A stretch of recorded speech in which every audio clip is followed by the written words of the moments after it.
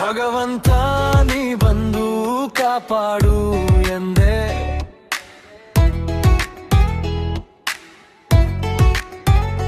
ಭಗವಂತ ಬಂದು ಬಾಯಿ ಬಿಟ್ಟು ನೋಡಿದ, ಕಣ್ಣಿಗೆ ಕಂಡು ಕಣ್ಣು ಮರೆಯಾದ. ಯಾರಿಗೆ ಬೇಕು ಈ ಜೀವನ ಎಂದ, ನಾ ಮಧ್ಯ ಪ್ರವೇಶ ಮಾಡಲ್ಲ ಎಂದ. ಅವಳ ಕಣ್ಣ ನೋಡಿ ರಾಕ್ಷಸಿ ಎಂದ, ಇವನ ಹೃದಯ ನೋಡಿ ಪಾಪ ಎಂದ. ಅವಳಿಗೆ ಅವಕಾಶ ಕೊಟ್ಟು ನೋಡು ಎಂದು, ಅವನಿಗೆ ಅವಳನ್ನು ಬಿಟ್ಟು ಬಿಡು ಎಂದು.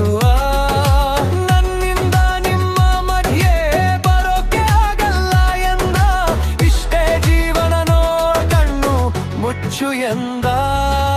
ಕಣ್ಣು ಮರೆಯಾದ ಕನಸೆಲ್ಲ ಭಗವಂತ ಹೇಳಿದ ಮೇಲೆ ಮತ್ತೇನೂ ಇಲ್ಲ.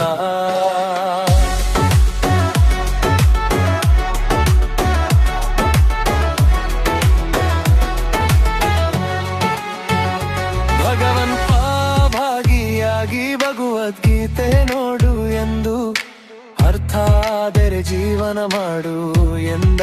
ಇಲ್ಲವಾದರೆ ಇಷ್ಟೇ ಜೀವನ ನೋಡ, ಕಣ್ಣು ಮುಚ್ಚು ಎಂದ. ಅಪ್ಪ ಅಮ್ಮನ ಬಿಟ್ಟು ಬೇರೇನೂ ಇಲ್ಲ. ಅವಳಿಗಾಗಿ ಅಂಬುಲಿಸುವುದು ಅರ್ಥವೇ ಇಲ್ಲ. ಹೌದಲ್ಲತ್ತಾಗ ಹೌದಲ್ಲತ್ತಾಗ